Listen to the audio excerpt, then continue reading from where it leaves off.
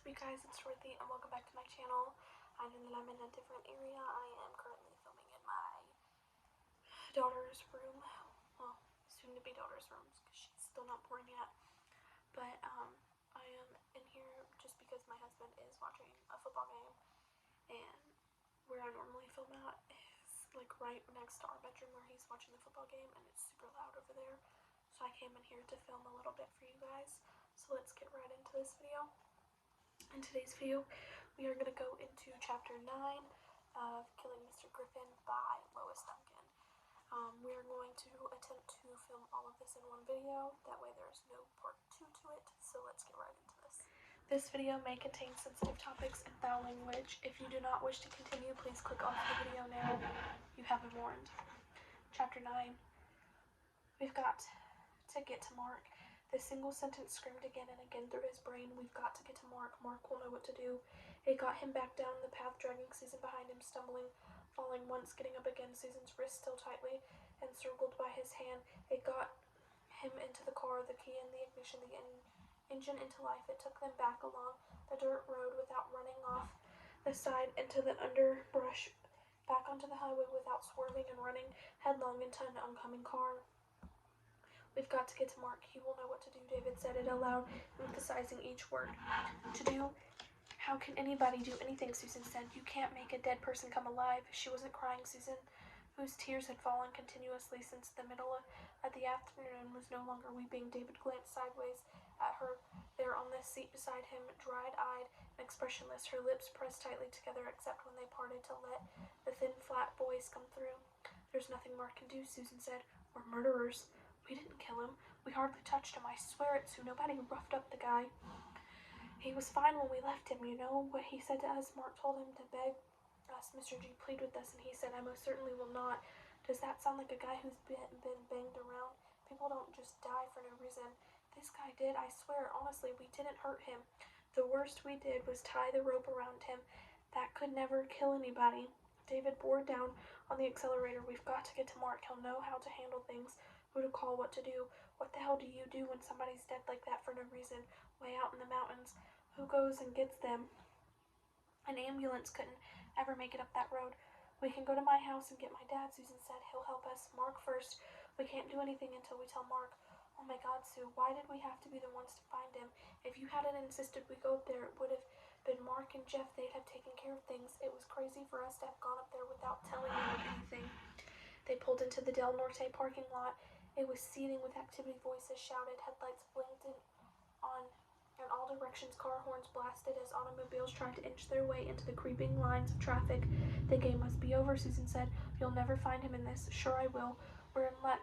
There are parking spaces. There was one right ahead of him, and David pulled into it, braking and shifting suddenly so as to bypass the fender of the car next to him. Come on, let's get in there. I'm not going. What do you mean you're not going? I just can't face it. All those people yelling and screaming because we won or lost a basketball game. David, what's wrong with you? We don't belong here. We ought to be. Okay. He didn't want to listen to her any longer. I'm going to find Mark. This is your last chance to come with me. Are you coming?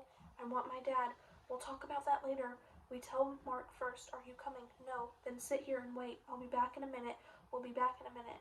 He left the car and half walked, half ran across the parking lot. People were pouring out of the doorways to the gym. He had to stand on the edge of the flood, working his way in between two outward rushing people, then between another pair. Somebody shouted, Hey, Dave, where are you going? Somebody else gave him a hard shove in the ribs with an elbow, muttering, The tide goes in the other direction, dude. Mark. Where was Mark? David worked his way down an aisle. The crowd was thinning now, and there was nobody left on the gym floor. The score was still posted on the board. Home team 61, visitors 57. Del Norte had won then, as usual. There was no way anybody defeated Jeff when he charged down the court, a head taller than anyone else, that ball under absolute control. Why couldn't the rest of life be controlled so easily? How could things get out of hand so quickly? Mark, where are you? Then he saw him at last down at the end of the court in the front of the door to the locker room, standing with Betsy. Dave broke into a run, his eyes trained on them, unable to see anything except the two fingers. Mark! He opened his mouth to shout the name, but no sound emerged. Mark! His lips kept moving, but nothing came from between them. They saw him now. Both of them had turned toward him. Betsy, with her lips parted, her eyes wide and astonished. It's David. Mark's face was inscrutable. Yeah, it's David. How goes it? Something the matter? He's dead, David said. He had not meant to state it so abruptly. The words flew out of him, escaping from his throat and over the top of his tongue before he could stop them, before he could weigh what he was saying. He's dead. There was a moment of silence. Then Mark said, Griffin? Yes. How do you know? Sue and I went up there. We looked at him. There's no guessing about it. Mark, he's gone. He's gone. How could one describe those eyes staring upward into the far-reaching, incredible space of the night sky? He's dead, Mark. I believe you. Betsy was staring at both of them, speechless. Where's Sue? Mark asked. Why isn't she with you? She's out in the car. In the lot here? Yes. Then get out of here, man. She might take off across the place and yell to a cop. Run now, I mean it. Aren't you coming? Sure, I'm coming. I've got to wait for Jeff. Betsy, you go with Dave. Do something about Sue. You know how she'll go. A total basket case. He reached out suddenly and touched Betsy's cheek, his hand light almost, but not quite a caress. Hey, girl, I'm counting on you. Yes, okay. Betsy's eyes were huge in her round face. David said, I mean, it's not true, is it? It can't be, but can it? Can it, Mark? He's not really. I mean, get going, will you? Nobody needs to see us standing together like this. Jeff will be out in a minute and will come join you. They went. They crossed the corner of the gym floor together, David's hand placed protectively beneath Betsy's elbow. A few people turned back to smile at each other. Guess what? A new romance. The senior class president and the head cheerleader. What a perfect combination. Why hadn't it happened sooner? You didn't mean it, did you, David? It's all a joke, isn't it? A real funny one, David said numbly. He tightened his grip on her elbow until his nails bit into her flesh and she jerked away from him. Where am I? He asked himself in bewilderment. What am I doing here? Where has the night gone? It's a dream. That's all one of these crazy dreams that seems so real and yet you know all the time down underneath that in a minute you'll wake up. A moment ago it was 6 o'clock. We were eating dinner, Mom and Graham and I. And then I went out and I stopped at Susan's and then they reached the door to the outside. Now they were through it, walking together across the parking lot. Where was the car? Over there, David said. That's it, over there. It was the only car parked alone and unmoving amid turmoil of flaring lights and surrounding horns. Sue was still in it. He could see her profile outlined against the lights of the cars beyond. Her head was turned at a right angle with her eyes focused on the gym doors. Her chin was high. She was still not crying. Even before entering the car, he could tell that by the lift of her chin. They reached the car and opened the door and climbed in. Susan turned her glance going past David, past Betsy. Where's Mark? Coming. He had to wait for Jeff. You said you'd get him. Did you tell him? Yes. He'll be along in a minute. Are you okay, Sue? Betsy asked. You're not going to go to pieces or anything, are you? You look like you're okay. Here they come, David said with relief. That's Jeff, see, over there against the lights. Mark must have dragged him out before he hit the showers. Did you tell him? Susan asked again. I said I did, didn't I? Her calm was frightening to him because it was so unnatural. He reached out for her and could not find her hand. He wished suddenly that he could throw himself across the seat and lay between them and put his arms around her and hold her and tell her to go ahead and cry and cry. Cry for herself and for him too, for Mr. Griffin alone and the bank of the mountain stream, for all of them. Jeff and Mark were closer now, a tall figure and a shorter one, working their way across the lot. Eventually they reached the car, and Mark opened the front door of the far side. Shove over, he said. Move over, Sue. I'm getting in beside you, Dave. You get this thing going. Jeff, get in the back with Betsy. Where do you want to go? David asked. Anywhere, Mark said. Give me a minute and I'll think of a place. Meanwhile, just drive. Get us out of here. David started the engine and drove off the lot and turned east on Montgomery. After they had gone a few miles, Mark said, pull in there. It was a lot behind a row of apartment buildings, and David steered the car carefully into it, drew to a stop behind a garbage bin. He turned off the key, and there was silence. For a moment, no one spoke. Then Mark drew a long breath. Well, he said, it looks like your dream came true, Jeff, old boy. We killed Mr. Griffin for real. We didn't, Jeff said. We didn't do anything to him. Nobody's going to stick this one on me. I hardly touched him. Nobody can stick it on any of us, Mark said. We've got our alibis. Dave was with his grandmother all afternoon watching television. You and I were at Betsy's. We've got that solid, Betsy said. The woman next door phoned Mom tonight while we were eating dinner and complained about how we played the surround sound so loud we woke her kid up from his nap. And tonight most of us were at the game. People saw us there. The best thing now is to show up at the Burger Shack as usual and then head for home. You mean not tell anybody, Susan said in amazement. Why should we do that? Why? Because there's a man dead. Would he be any less dead if we told people? No, of course not, but you can't just have somebody die and not report it.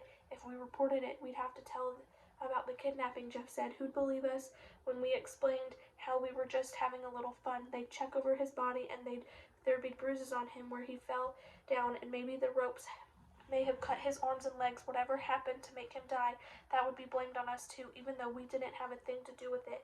We could end up in jail. We're minors, Betsy reminded him. Minors can't be jailed, can they? Besides, my dad's on the county commission. Hold it, Bets, Mark said. We wouldn't be considered minors now. What do you mean? Betsy asked in bewilderment. We're all underage. If somebody's killed during the commission of a felony, it's a first-degree murder, Mark said. Kidnapping's a felony, no matter what our ages. We'd be tried as adults. But that's not fair, exclaimed Betsy. Besides, it wasn't a real kidnapping. It was a joke. Who's going to believe that? Jeff asked. We could spend the rest of our lives in jail, and talking about your dad, think what this would do to him. It would be all over the papers. County commissioner's daughter indicted for murder. Christ. And my mother. David felt a wave of nausea hit his stomach. There's no way I could tell my mother. We have to tell, Susan insisted. We don't have a choice. People will be looking for him. Mrs. Griffin will call the police, and Mr. Griffin won't show up to teach tomorrow, and everybody will know he's missing. Lots of people turn up missing, Mark said. It happens every day, right, Dave? Dave nodded. They do. Men leave home, they go, just take off and go, and years go by and nobody ever finds out where they went. Their wives go on all right. It's tough maybe, but they make out. His own mother's face rose up before him, the lines etched deep around the corners of his eyes and mouth. A saint, the Reverend Chandler had called her. She had liked that. Not every woman had the chance to become a saint. It was rough, of course, but was it really any worse than being a widow? We're clean as soon as we get rid of two things, Mark said, the body and the car. Once those are gone, there's nothing left to worry about. We don't do anything tonight. It's too dark and too late, and we can't cut school tomorrow. It'll have to be tomorrow afternoon. Who can get a hold of a shovel? I can, Jeff said. We've got one in the garage. What about an extra license plate? Silence followed the question. Then Jeff said, maybe Tony?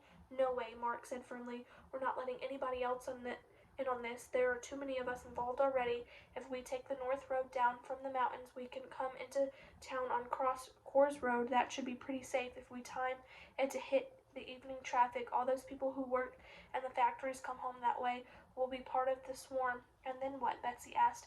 Once we get the car back to town, what do we do with it? We can park it at the airport. That lot's always full, and cars get left there for months at a time. When they do find it, if they do, it'll look like Griffin took a plane someplace. And the body? David forced out the question. You're planning for us to bury it? That's simple enough, right? Where is it?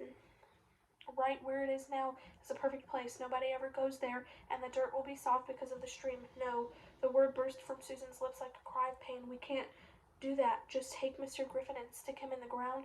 We can't pretend it never happened, that we're not responsible. We killed him, all 5 of us. Somehow, we killed him. I don't know how, but if we hadn't done what we did, he would still be alive this minute. You can't know that, Mark said reasonably. I do know it. People don't just fall down dead for no reason, and they don't just fall down dead from being tied up for a few hours. I don't care what you say. We've got to tell somebody. My father. Sue. Simmer down, baby. Mark's voice was subtly, gently. I know how you feel. You and Dave were the ones who found him. That was rough, and that's over now. You don't have to go up there again. The rest of us will take care of everything. It's going to be all right, baby, I promise. It can't be all right, Susan cried miserably. Mr. Griffin is dead. Did you stop to think he might be dead regardless?